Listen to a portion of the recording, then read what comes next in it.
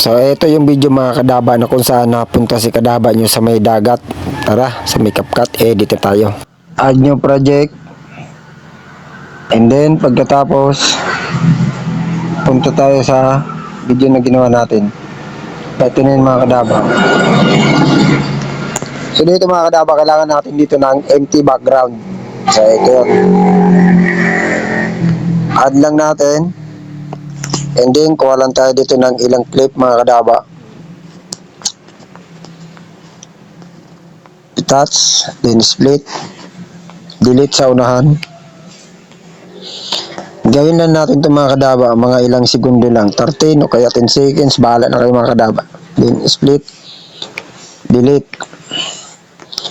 At pag na-delete ng mga kadaba, ang gagawin natin, click mo lang yung plus sign. And then, ito na yung mga kadaba, oh. Add.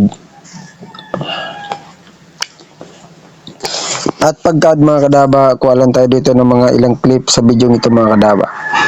Gagawin natin, touch, split, then delete sa unahan. Then i-touch ulit.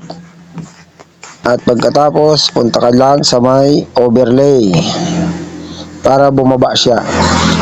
Ngayon, pag okay na siya mga kadaba, ang gagawin natin dyan, habang naka-highlight siya, hanapan natin si opacity. Saan ba si opacity? So ito na yan. Then i-click ko muna yung diamond, lagyan natin ng chroma key. Ayan, and then i-drag nyo lang yan paunahan. Pag nag-emi na, i-drag nyo din yung opacity, bawasan natin. Ganyan mga kadaba. And then pagkatapos, adjust nyo lang yan, diba nagkakaroon siya ng diamond. And then pagkatapos, adjust nyo naman. Lagyan naman natin dito. Diba nawawala siya kadaba, diba napakalupit. So, ganyan ang purpose ng empty background mga kadaba. And then, ganyan lang. And then, i-drag pa natin dito. So, ayan, nawala na siya. And then, ang gagawin natin, i-check lang. And then, pagka-check, ang gagawin natin mga kadaba, adjust lang natin konti. Dito, yan. Pag okay na siya, i-click mo lang yung split. Then, delete.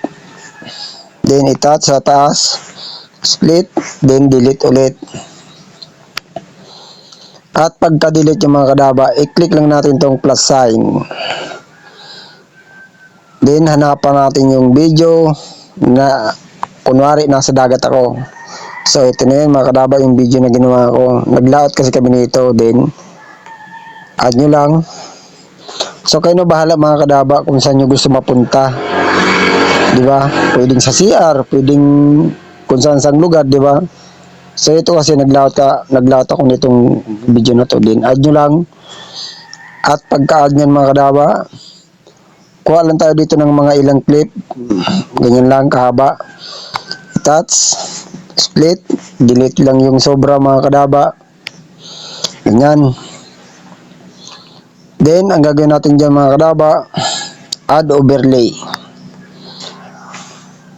Then, hanapin natin yung video na naka-remove BG.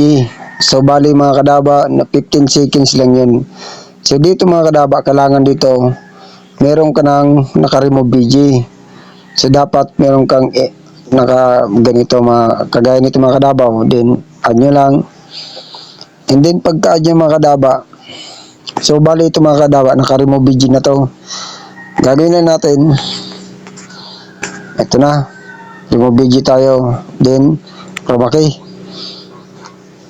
Drag nyo lang. Ilagay lang natin yung intensity sa unahan. Gawin natin mga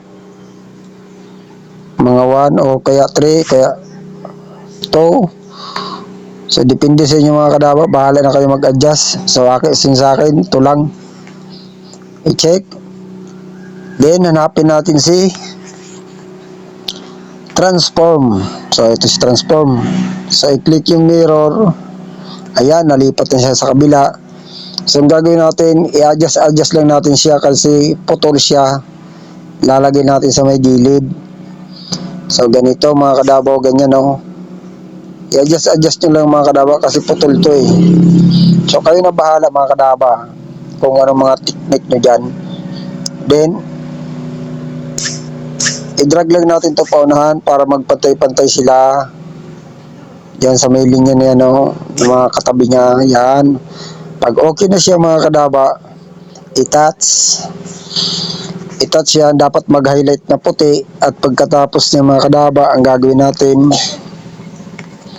i-click natin yung opacity. Hanapin sa opacity, yan sa opacity. Ang gagawin natin, ilagay natin to sa 0, ganyan mga kadaba. Ngayon pag 0 na siya, lalagyan natin siya ng chroma key, plus sign. And then pagkatapos niya mga kadaba, ang gagawin natin, i-drag lang natin yan mga kadaba, yung video paunahan. Ngayon dito lang siya mga kadaba.